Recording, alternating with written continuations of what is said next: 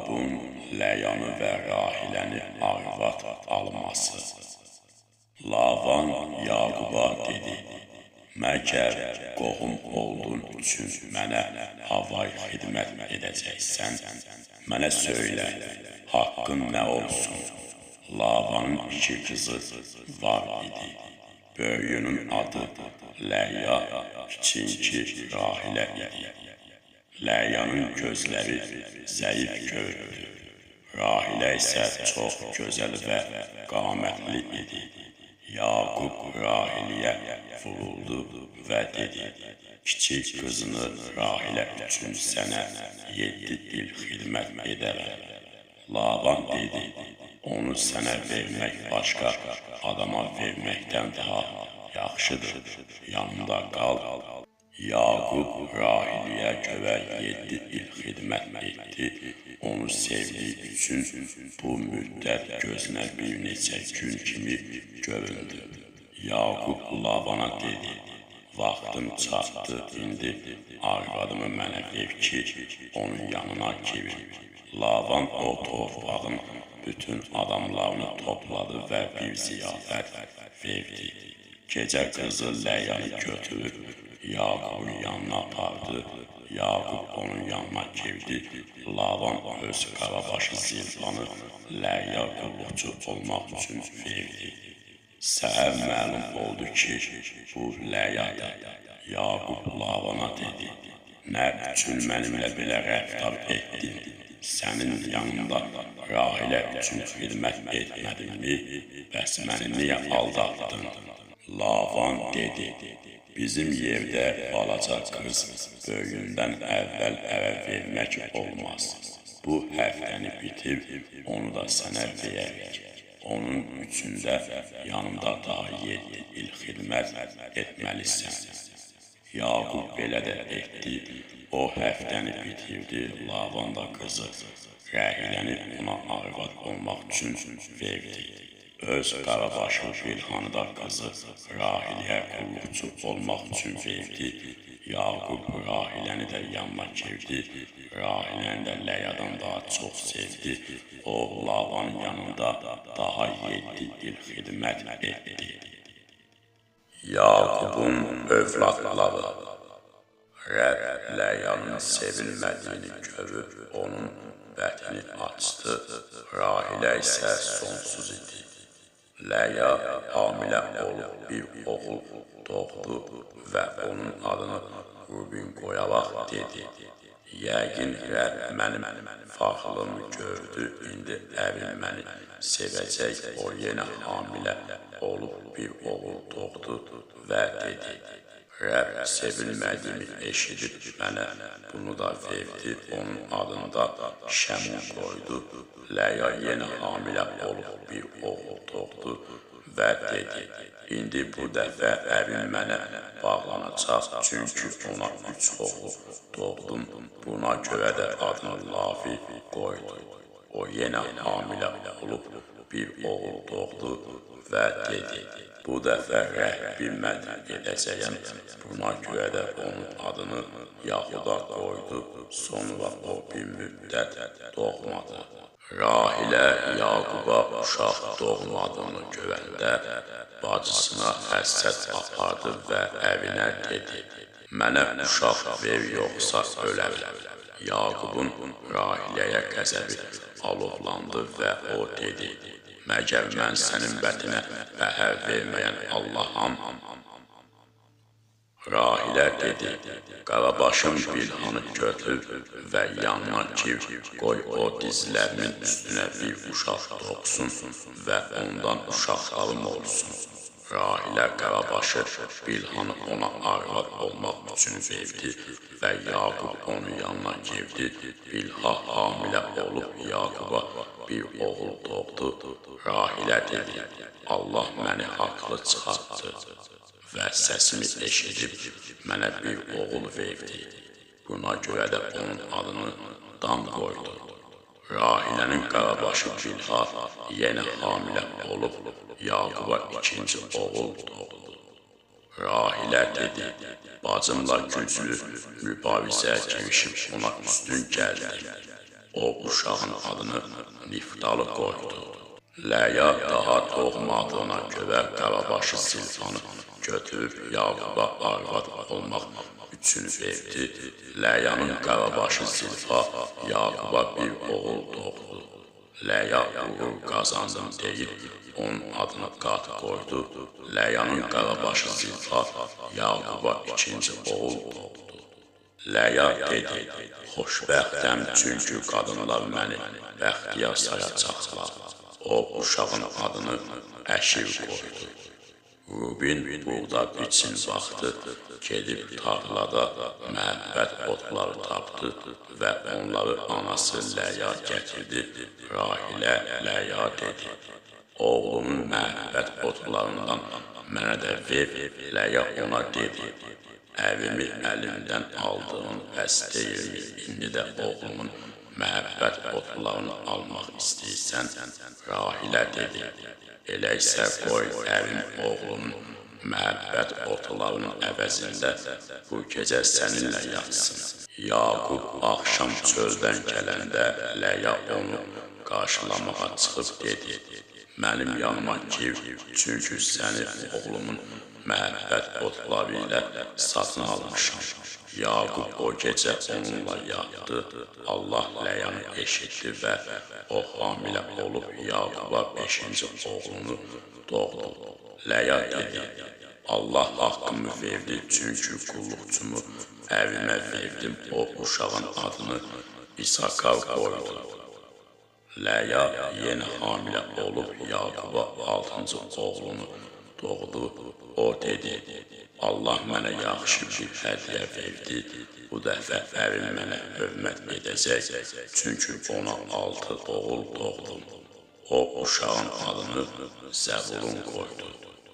Sonra bir qız doğub adını Dina qoydu. Allah Rahiləni yada salıb onu da eşitdi və ətini açdı.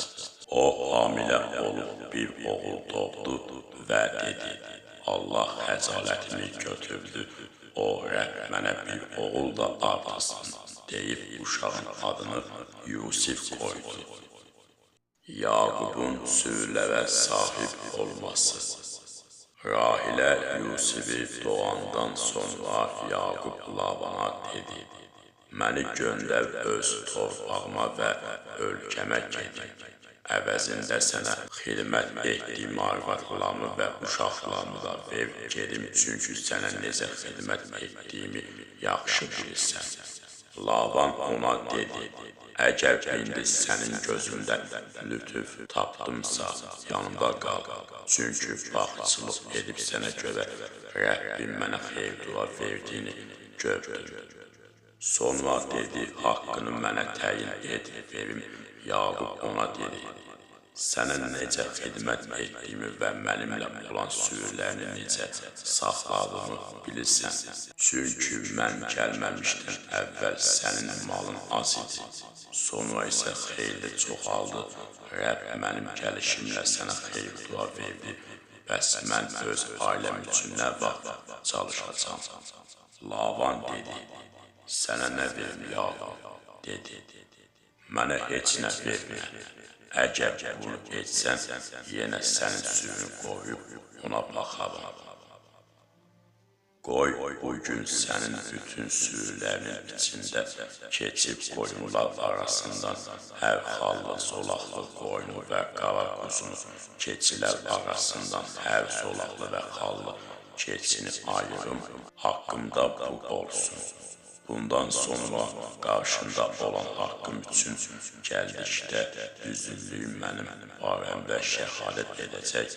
Qoy keçillərdən xallı və zolaqlı olmayan quzulardan qara olmayanı oğurlanmış sayılsın. Lavan dedi, yaxşı, qoy dediyin kimi olsun. Amma o həmin gün alabəzək və xallı təkərləri, bütün zolaqlı və xallı keçilləri, ağ keçilləri və bütün qara quzuları ayırıb oğulların ixtiyarına verdi. Sonra özü Yaqubdan 3 günlük yol qədər uzaqlaşdı. Yaqub isə Labanın qalan sürüsünü otardı.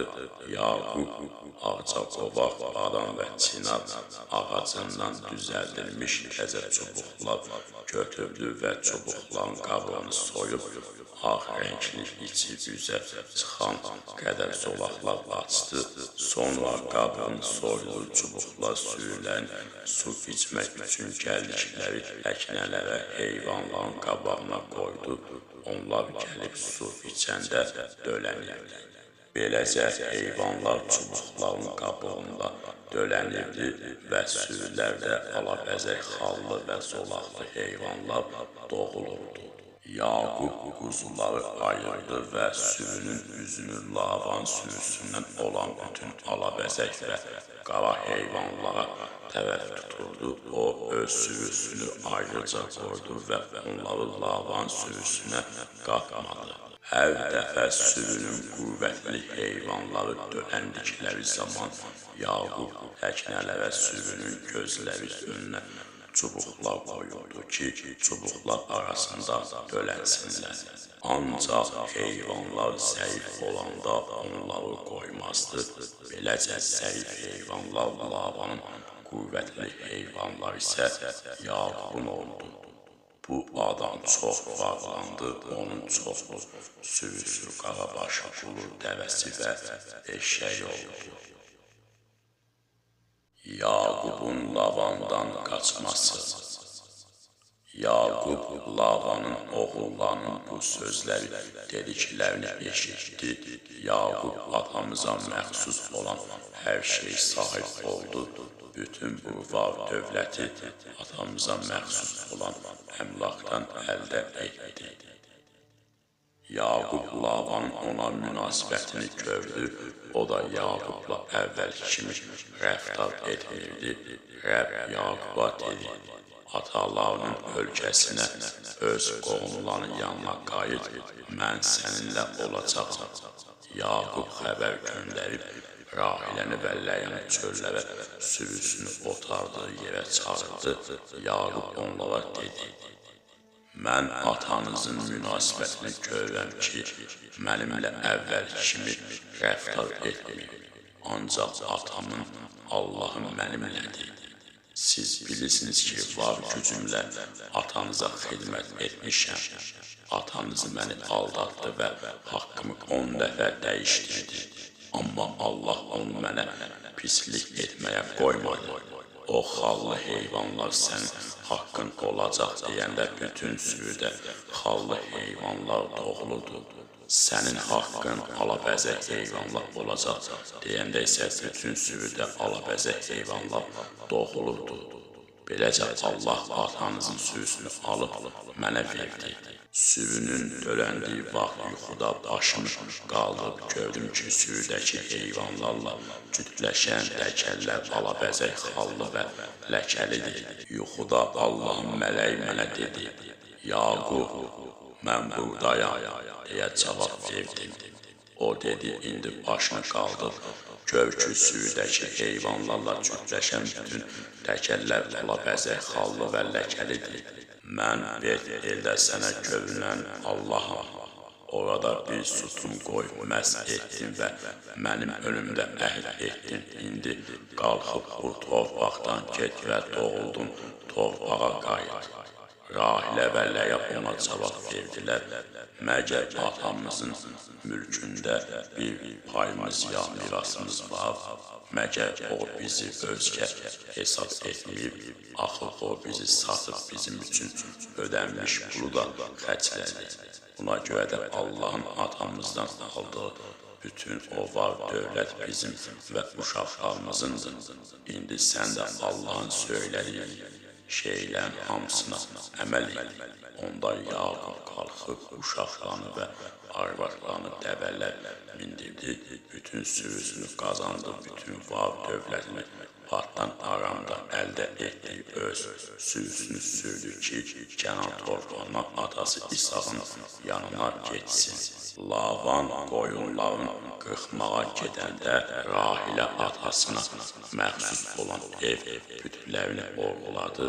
Yaqub qaçdığını bildirməməklə Aramlı Lavanı aldatdı. Beləcə özünə məxsus olan hər şey götürüb qaçdı. O Fərvat çayını keçib Gilyad dağlıq bölgəsinə yönləndi.